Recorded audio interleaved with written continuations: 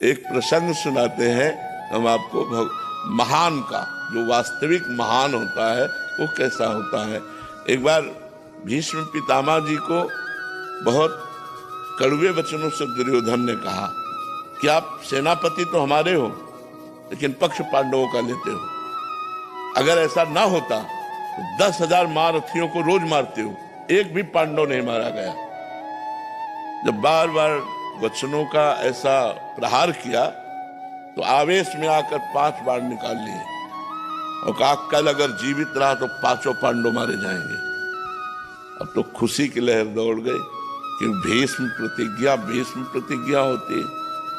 अब ये गुप्तचर लगे रहते थे, दोनों शिविरों में गुप्तचर रहते थे। तो तुरंत गुप्तचर गए और पांडवों से बताया कि तुम्हारे मारने के लिए भीष्म पितामह जी ने 5 बाण निकाल ली और प्रतिज्ञा कर ली।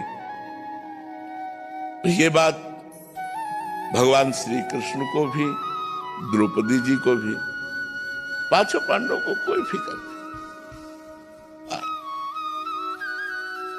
भगवान गए और उनका सूचना मिली तुम्हें? हाँ।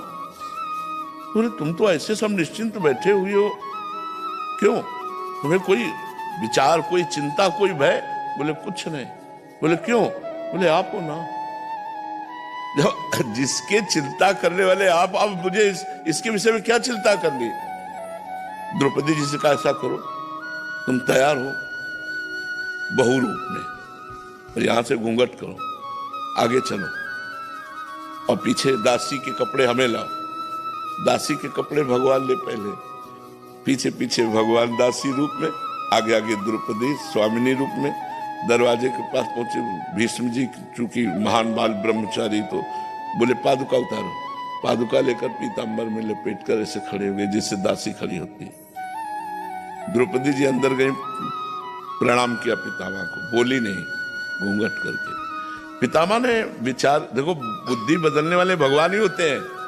पितामह ने विचार किया अभी दुर्योधन गया हमसे प्रण करवा के, उसकी पत्नी आई होगी आशीर्वाद लेने, तो उनका सौभाग्यवती हो।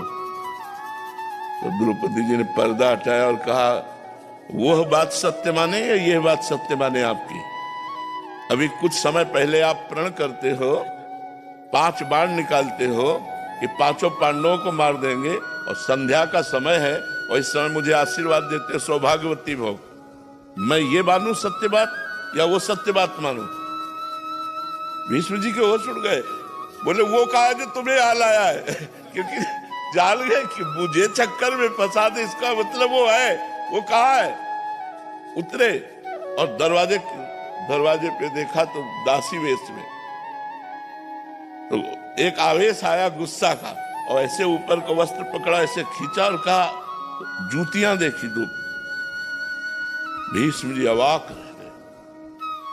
देयम सदा परिभवनम अभीष्ट दोहम तीर्थास्पदम शिव विरंचनुतम शरण्यम भृत्यार्थिहम प्रणतपाल भवाद विपूतम वंदे महापुरुष ते चरणारविंदम।